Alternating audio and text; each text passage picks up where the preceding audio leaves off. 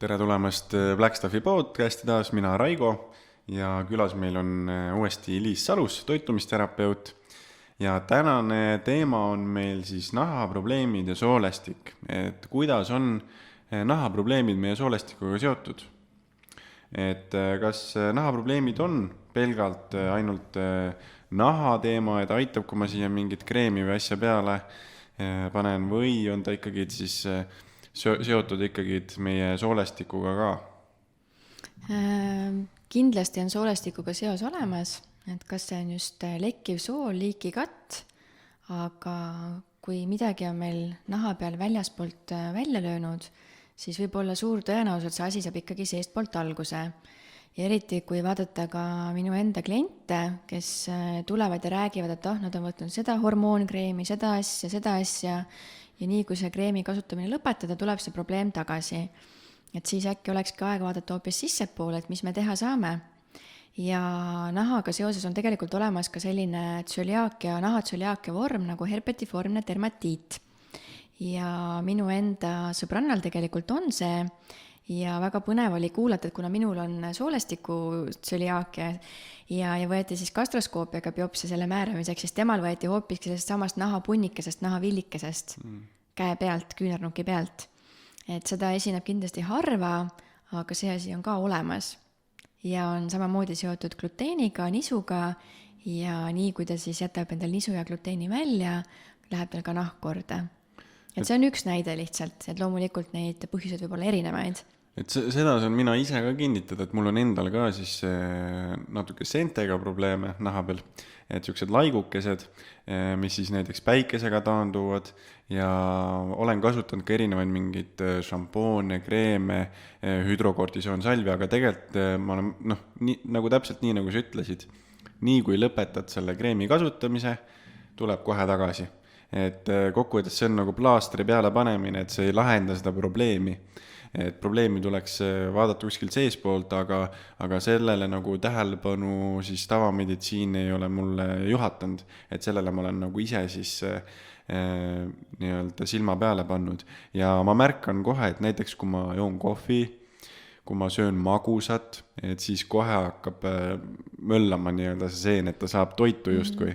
Just tahtsingi selle magusa kohta küsida, et kuivõrd palju sa toiduga ise oled provotseerinud, aga sa juba vastasid ka sellele.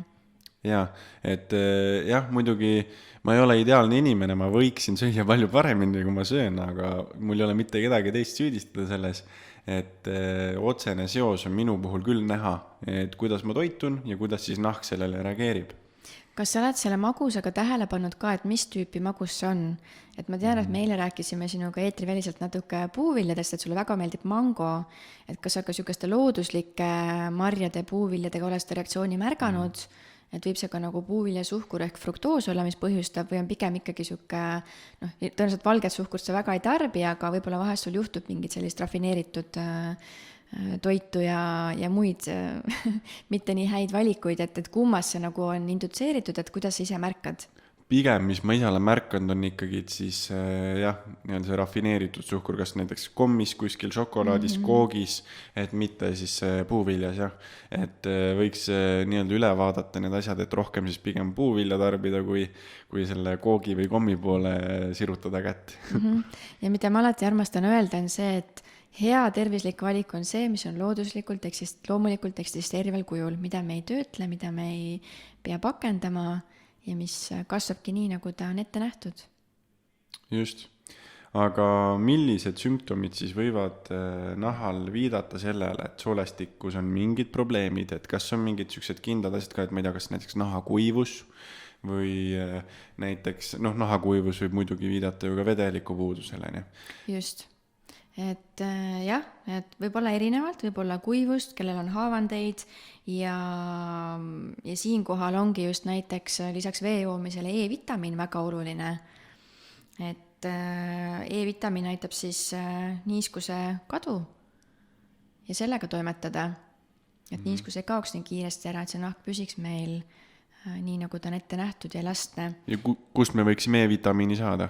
Ja E-vitamiin on näiteks päevalille seemnetes, mandlites, kaeras, odras, kes saavad gluteeni süüa, porgandis ja kindlasti on neid allikaid veel, et mida mulle endale väga meeldib teha ja klientidele soovitada, kes inglise keelt kõnelevad, lööge lihtsalt sisse E-vitamin rich foods ja väga ilusad pildid tulevad Google'ist välja ja sealt piltide järgi teadlikult panna menüüsse endale asju. Ja seda ma teen kõigega, et olgu selleks siis raud vähene, kaltsium vähene, mis iganes, tsink, seleen, et lihtsalt minna guugeldama zinc rich foods ja vaadata, et mis on need allikad. Et väga ilusad värvilised pildid on ja väga palju materjali on. No muidugi jah, et kõige ideaalsem on, kui saab professionaalset abi kellegi käest, kes teab, aga kes siis julgeb või tahab niimoodi ise uurida, et siis saab väga ilusasti ise ka kätte selle informatsiooni. Et loomulikult nendes tabelites või guugeldades ja piltide peal ei tule välja, kui palju 100 grammi kohta siis seal toiduaines parasjagu sees on, et selle jaoks on natuke teised andmebaasid, et meil Eestis on näiteks Nutridata ja välismaal on ka siis Nutrition Data ja muud andmebaasid, et kes tahab päris niimoodi top 1, 2, 3, 4, 5 ja nii edasi sisaldust vaadata, et siis saab teha ka täpsemat tööd. Aga ma arvan, et juba sellest natukesest midagi lisamisest, kui enne pole üldse midagi olnud, juba sellest on kasu. Aga kas millised sümptomid veel võivad olla, et mis nahal siis välja tulevad, et mis võivad viidata sellele, et okei, soolestikus on midagi mäda? Kui nüüd nahateemadest üldisemalt rääkida, siis kui see soolestiku hetke natuke tahaplaanile jätame, et see võib iga ühel olla erinev individuaalne, eks ju, ja need põhjused, aga nahateemadest üldisemalt siis näiteks noortele teismeistele on tihti akne ja ka minul oli väga-väga hull akne, kohe nii hull, et ma käisin regulaarselt kosmeetikus, ta pigistas näo peal punne ja paari nädala pärast oli täpselt samas kohas tagasi see asi. Ja samamoodi selg oli mul väga käest ära. Ja ma arvan, et mul läks ikkagi pikki aastaid, 5+, päris 10 ei läinud enne, kui see korda läks. Aga kindlasti teismelistena meil hormoonid ei ole päris tasakaalus ja keha muutub, et juba see hormonaalsest tasakaalust võivad muutused tekkida. Ja kui meil toitumine ka ei ole päris paigas ja ma mäletan, et kooli ajal iga päev ma käisin kooli kohvikus ja ma pidin seda rummikooki saama. Ma lihtsalt pidin, ma ei olnud muud varianti, et see üks rummikook päevas oli siuke must have. Aga kas soolestikus siis kas võib viidata sellele, kui on akne näiteks, et soolestikus on põletik? Et ma olen kuskilt on niimoodi kõrva jäänud, et võib viidata sellele, et on hoopis põletik sooles ja siis võib juhtuda, et naha peal ka siis see nii-öelda väljendub siis nende punnide näol. Ma arvan, et see on natuke komplekssem, et soole mikrofloora on oluline ja kui on düsbioos ja tasakaalutus, loomulikult see kogu soolestik on meil ju immuunsusele väga oluline ja mõjutab nii paljusid protsesse, et kui ta sealt soolestikust pihta hakkab, siis teatud juhtudel võib ta ka nahani jõuda. Nüüd, mis seda soolestikku siis paigast meil lükkab, mis tekitab düsbioosi ja soolebakterite tasakaalutust, et number 1, millega me tihti kokku puutume, on antibiootikumid. Et ka mina kuulusin sinna kategooriasse, eriti just keskkooli, ülikooli ajal, et ma sain, ma arvan, 4 korda aastas antibiootikumi. Ja ma olen kuulnud seda, et isegi mitmed aastad pärast antibiootikumide tarvitamist, siis ta ikka veel mõjutab sind, kuna ta salvestub siis meie kehas, et ta ei välju täielikult selle kuuri vältel. Selle kohta ma isegi ei ole praegu uuringuid näinud, küll aga peale antibiootikumi kuuri meil on vaja taastada soore mikrofloora ja kõige lihtsam variant selle jaoks on hapendatud toiduained, et sealt me saame ka laktobatsille. Et ma tean, et väga tihti meile öeldakse ja on reklaamid ja apteegis ja igal poolt, et probiootikum, kapsel, aga siiski mitte miski ei asenda seda hapendatud ja kääritatud toiduainet. Hapukurk, hapukapsas, kombucha, kimchi ja nii edasi, et kindlasti see on see, kus võiks nagu pihta hakata. Ja kui ma iseenda kogemust ka jagan, siis ütleme nii, et viimased 4-5 aastat ma olen toitumisega päris terve olnud, aga varasemalt 4 korda aastas antibiootikumi ja ma olin ka 4 korda aastas haige. Ja praegu võib-olla korra aastas olen haige. Ja muutunud on siis ainult toitumine? Toitumine, mis on kehareserve taastanud, vitamiinide mineraalainete seisukohalt, soolestik on ilmselt ka paranenud ja ei ole düsbioosi, ei ole pärmseene ülekasvu, millest ma ka varasemas podcastis rääkisin, mis mind kimbutas. Et ma arvan, et see on siuke terviklik protsess olnud, et kindlasti ma ei ole täna 100%, et võib-olla ma olen 90-95+, aga viimase 4-5 aasta jooksul mul ei ole nii head seisu olnud kui täna. Et selles suhtes need protsessid on aeglased, eriti kui meil tegemist on taimede ja looduse ja toiduga, et keha on ju nii palju aastaid ja kuid kulutanud, et sinna kehva seisu jõuda ja samamoodi kulub aega, et sealt ka vaikselt välja ronida. Ja, et miski ei juhtu üleöö. Aga samamoodi ei juhtu üleöö siis psoriaasiga. Et see ju ka hakkab vaikselt ilmnema ja niimoodi üleöö sul üle keha ei löö. Et ma olen kuulnud sihukest väljendit, et meie naha tervis siis peegeldab meie soolestiku seina tervist. Et see on sihuke huvitav mõttekäik, et kui me vaatame oma nahka, et siis näeme, kui hästi me oleme oma soolestiku eest siis hoolt kandnud, aga kuidas psoriaasi puhul on, et kas siis tasub ka mingeid toite vältida, et ta siis nii hull ei oleks? Psoriaas on, seda mehhanisme veel uuritakse, kuidas see täpselt on, aga tõenäoliselt on see autoimmuunne ja immunoloogiline, et nahateemadega neid nimetusi ja diagnoose on erinevaid, et olgu selleks siis ekseem, mis on võib-olla väikestel lastel, kus nahk on kuiv ja sellised punased sügelevad laigud esinevad, kellel on dermatiit, atoopiline dermatiit, et need nimesid on eks ju väga-väga erinevaid ja väljendusi. Et küll aga üldisest seisukohast lähtuvalt, mis on naha tervisele oluline, on loomulikult tervislik toitumine, rasvhapete tasakaalu, omega-3, omega-6, kindlasti seesama E-vitamiin, millest me rääkisime, aga mitte ainult, et oluline on ka A-vitamiin, D-vitamiin ja loomulikult tsink, seleen, B, C ja nii edasi, vask, räni, et see nimekiri on pikk, nii palju, kui meil on mikroelemente, eks ju, Mendelejevi tabelis, aga mitte päris nii palju, aga sealt siis nagu nii palju, kui toidus on ette nähtud, et kõik see kompott on oluline, kindlasti loomset vähendada, kui me tarbime liiga palju loomset, et me ei pea sööma loomset 3 korda päevas, see võib vabalt olla korra päevas, vähem kui 2 korda päevas ja võib-olla mõni päev üldse ei söö, võib-olla on taimset rohkem ja kindlasti küllastunud rasvad, et kui meil on just loomset liha, piimatooteid, kohupiimasid, eriti just magusad kohupiimad, ma ise ka neid armastasin vanasti väga süüa. Et need rasvad on tihtipeale nagu siis vihatud või et kõik rasv on halb, aga tegelikult ju rasv on ka 2 sorti, on ju? Ei, kõik rasv ei ole halb, head rasvad on head. Need samad, mis tulevad meil loodusest, et pähklid, seemned, avokaado ja näiteks omega-9, oliiviõli on omega-9, omega-3 on enamasti siis kalades ja ka tegelikult omega-3 kalaõlid on naha seisukordadel väga soovitatud, et eeldades loomulikult ei ole siis allergiat kaladele ja kalatoodetele, aga on ka taimseid allikaid omega-3-le.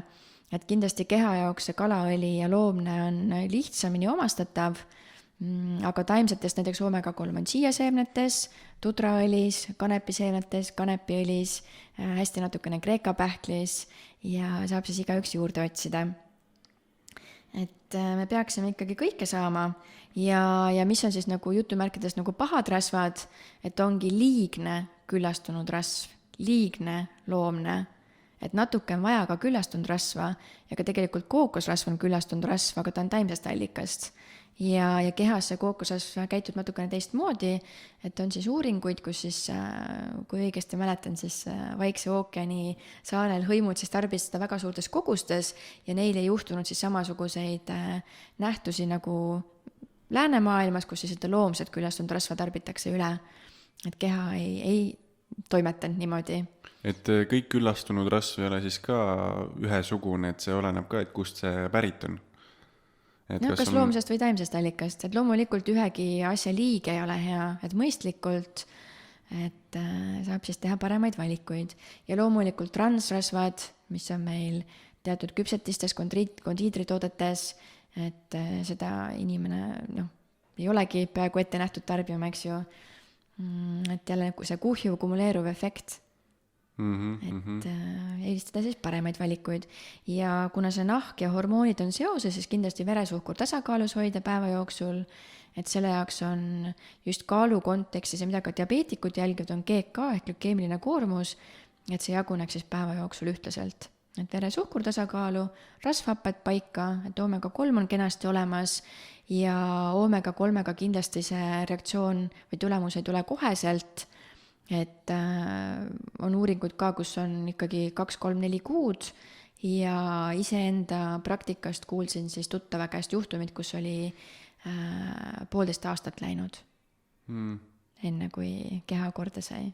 No mul on endal ka siis selline lähedane inimene või ühesõnaga Black Stuffi Soome edasimüüja, kes hakkas siis seda Soomes edasi müüma, on ka samamoodi enda kogemuse põhjal hakkas seda tegema. Et meil meeskond on kõik sellised, kes teevad nagu seda pigem selle miksi pärast, mitte siis lihtsalt, et ma müün midagi. Ja temal oli siis psoriaas, või on, ja väga tugevasti jalgade peal. Ta leevendas seda tohutult, kui ta jättis gluteeni välja, et ta läks oluliselt ilusamaks jalgade peal, aga ikkagi mitte päris. Ja siis ta tegi 5 aastat Black Stuffi kuuri ja peale seda on jalad täiesti ilusad. Ta saab isegi vahepeal Itaalia restoranis söömas käia, et võib natukene endal gluteeniga lubada. Aga selle peale ei lähe kohe siis niimoodi kärna, et varasemalt oli siis see, et kui oli küll gluteenivaba, korra natukene sõi, siis kohe see ka avaldus. Et selline lugu. Ja teine on siis tootja enda venna lugu, kellel on atoopiline dermatiit ja ta ise on kõrgel tasemel arst Euroopas ja ei suutnud seda siis kuidagi ära ravida ja samamoodi siis 6 kuu vältel tarvis Black Stuffi ja sai siis väga ilusad tulemused. Et väga kohati ongi see, et me küll võime hästi palju teada, aga me võime isegi üle vaadata mingitest asjadest ja natukene siis alatähtsustada. Et kohati siis ületähtsustatakse, aga siis alatähtsustada hoopis, et mis võib mõjutada seda meie naha naha tervist, et selle arsti puhul näiteks, kellel oli atoopiline dermatiit, et ta oli ju kõike proovinud, aga kohati võib tulla nii-öelda pauk harjavarrest, et tema ei uskunud, et tema füüsikust vend võib sellise asja talle tuua järsku lauale, mis ta korda teeb. Väga lahe, aga jaa, et loomulikult nahk ja soole kontekstis need samad jääkained, mürkained, mis on kuhjunud, kumuleerunud. Ja kui see Black Stuff võttiski selle jama ja prügi koristas kokku soolestikust, et siis keha sai hakata tervenema. Ja, et kui kõik muud asjad on paigas, aga üks lüli on puudu, siis on nagu see on nagu korrutustehe, et kui 1 korda 0, siis on kogu tehe 0. Et muud asjad võivad väga hästi korras olla, et siis ongi oluline, et vaadata kõik aspektid üle, et oleks siis igal pool tasakaal. Ja kindlasti see ei ole nüüd ainult, et süüa Black Stuffi või mingisugust detox binderit sisse soolestikust, et see mehhanism on natuke keerulisem, et see läheb rohkem sinna funktsionaalse meditsiini valdkonda, et meil peab maks ja sapiteed korralikult toimima, läbi käima ja tegelikult ka aju puhastub meil öösel, kui me magame.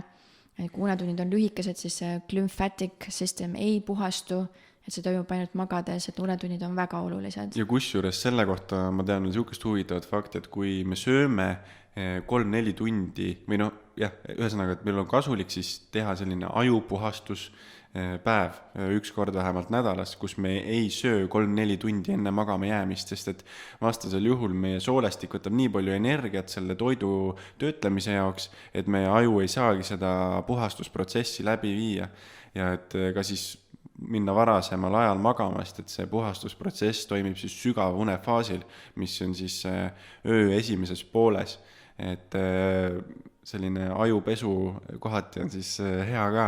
Ajupuhastus. Ja parim uni tegelikult Ayurveda järgi ka on ju 10-st, hiljemalt siis 10:30 hommiku kella 5-ni. Et ma tean, ma ise lähen ka hilja magama. Et ma olen ise jälginud enda und siis käekellaga, mis on siis mõõdab seda unefaase ka, et sügav ja kerge uni ja siis see rapid eye movement või siis see unefaas, kus me näeme unenägusid ja väga ilusti on näha, et see sügava unefaas, kus siis süda lööb kõige aeglasemalt, keha on kõige rohkem nii-öelda puhkasendis, on siis selle öö esimeses osas, et ongi sellest 10 kuni 2, et isegi kui ma magan 8 tundi, aga ma alustan seda kell 2, siis ma ei lähe nii pikka sügavasse unne, kui ma läheksin siis, kui ma läheksin varem magama. Ja Ayurveda järgi ka ja üldse sihukeste iidsemate, vist oligi isegi Hiina meditsiin ütleb, et teatud kellaaegadel on siis teatud organid, mis nagu ka puhkavad ja puhastuvad. Et 1-3 ja 3-5 on siis selle organi tund ja nii edasi, et on põnevat infot meil olemas siin tänapäeval. Aga tulles tagasi nüüd selle nahateemade juurde ja toitumise juurde, toitumisteraapias loomulikult sõltub kliendist, mis siis olukord on. Et mõnel võib olla see põhjustaja gluteen, võib-olla mõnel nisu, et seda sa iseenda puhul ka märkasid, eks ju. Just. Võib-olla mõnel on hoopiski piim ja piimatooted ja just need samad küljastunud loomsed rasvad ja liiga magusad piimatooted, eriti kui võtta need poejogurtid, kus on suhkurt, lisatud suhkurt sees ja kõike muud. Et palju parem oleks ise teha see jogurt ja maitsestada, et kui on võimalik need lehmapiimatooted tarbida, et osta siis maitsestamata või kreeka jogurt ja panna siis mett ja marju ise peale, mitte siis seda lisatud suhkruga varianti süüa. Aga kui see ka ei aita, ei toimi, siis võib-olla mõnel juhul on kogu kaseiin välja võtta näidustatud ja loomulikult valge suhkur, valge rafineeritud suhkur, et need on need 3 esimest, millega siis võiks nagu mõelda toitumise seisukohalt. Aga kindlasti siis mitte ühtegi toidugruppi ise välja jätta, vaid ikkagi konsulteerida siis spetsialistiga ja leida siis seos, et mis on siis oluline proovida. Just. Ma ei tea, kas sa tahad veel midagi lisada selle kohta, et mis on need kõige olulisemad aspektid siis naha juures, et kas peaks jälgima seda, kuidas peaks jälgima enda nahka, et kas kohe siuksed väiksed muutused siis võiksid viidata ka sellistele käikudele, mida peaks kohe tegema vastavalt sellele. Kuna need nahaasjad võivad olla erinevad, et kellel on need samad kandida ja pärmseene laigud, nagu sa enne rääkisid, kellel on psoriaas, ekseem, kellel on punased, kellel sügelevad, kellel on ketendavad, kuivad, et need võivad nagu erinevad olla, et kindlasti peaks siis lähemalt vaatama, millega tegu on. Küll aga oma klientidelt, eriti just väikelastelt, mis ma kuulen, et arstid annavad hormoonkreeme ja igasuguseid muid variante, mida peale määrida. Ja kõige hullemal juhul proovis klient ka oma väikelapsele seal seavõisid ja kanepiõlisid ja isegi need tegid asja hullemaks. Et väga selliseid ekstreemseid olukordi olen kuulnud, millega inimesed on pidanud rinda pistma, kuid kindlasti on kõigele lahendus. Et tuleb mõelda siis kõigele, et sul kõik on öko, eks ju, et sul voodipesu ja riided ei ole pestud mingisuguse keemilise pesupulbriga, mis võib nahka ärritada. Et minul endal näiteks oli see teema, et iga kord, kui tuli voodipesu keemilisest puhastusest, kuidagi hakkas nagu sügelema ja kratsima, imelik tunne oli. Et kui ma ise pesen kodus oma siukse loodusliku vahendiga, ei ole üldse probleemi. Et ka sellised asjad võivad mõjutada. Et tõesti, vaadake siis kastist välja ja kui üks asi ei toimi, siis ei tasu kohe käega lüüa, et võib olla hoopis teises kohas see probleem. Et kui määrin peale kreemi ei aita, siis võib olla asi hoopis toitumises, kui toitumise muutumine ei aita, võib olla hoopis voodipesus ja niiviisi järjest edasi minna, vaadata suuremalt seda pilti. Ja kreemidega, mis ka mul kliendid ütlevad üsna tihti, on see, et okei, hormoonkreem või mingi teine või kolmas kreem, et kui ta uurib tausta ja ta laps on tõesti seal 6-kuune ja aastane alla ja see kreem võib põhjustada vähki, siis ta ütlebki, et ma otsin alternatiivseid variante, mina ei taha oma lapsele seda kreemi peale määrida.